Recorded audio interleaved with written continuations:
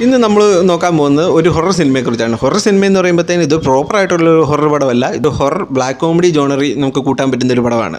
ഒരു final destination type of സിനിമകളൊക്കെ ഇഷ്ടപ്പെടുന്ന ആൾക്കാർക്കാണെങ്കിൽ ഇത് തീർച്ചയായിട്ടും കണ്ടാൽ ഇത് ഇഷ്ടപ്പെടും. കാരണം ഇതിൻ്റെ അകത്തെ ഡെത്തുകളെല്ലാം സംഭവിക്കുന്നത് അങ്ങനെയാണ്, അല്ലാതെ ഒരു പ്രേതം വന്ന് ആളെ പിടിക്കുന്ന ആ സെറ്റപ്പല്ല. ഇത് മരിക്കുന്നതെല്ലാം ഒരു ആക്സിഡൻറ്റിലാണ്. ഡ്യൂറേഷൻ എന്ന് പറയുന്നത് ജസ്റ്റ് 1 hour 36 minutes മാത്രമാണ് ഈ സിനിമയുടെ ഡ്യൂറേഷൻ വരുന്നത്. ഒരു കുരങ്ങ് ബൊമ്മ, ആ കുരങ്ങ് ബൊമ്മയ്ക്ക് ഒരു കീ ഉണ്ട്. ആ കീ കൊടുത്തു കഴിഞ്ഞാൽ ആ പ്രദേശത്ത് അവരുമായിട്ട് ചുറ്റിപ്പറ്റി നിൽക്കുന്ന ആർക്കെങ്കിലും ഒരു ഡെത്ത് സംഭവിക്കും. ആ ഡെത്ത് എന്ന് പറഞ്ഞു കഴിഞ്ഞാൽ ഭയങ്കര ബ്രൂട്ടലായിട്ടുള്ള ഒരു ഡെത്തായിരിക്കും.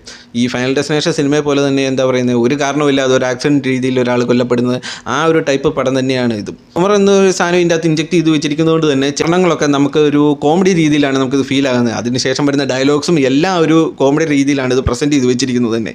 പക്ഷേ ചില സാധനമൊക്കെ നമുക്ക് വർക്കൗട്ട് ആവും, പക്ഷേ ചിലതൊന്നും നമുക്ക് ശരിക്കും അത്രയ്ക്ക് അങ്ങ് വർക്കൗട്ടും ആകത്തില്ല.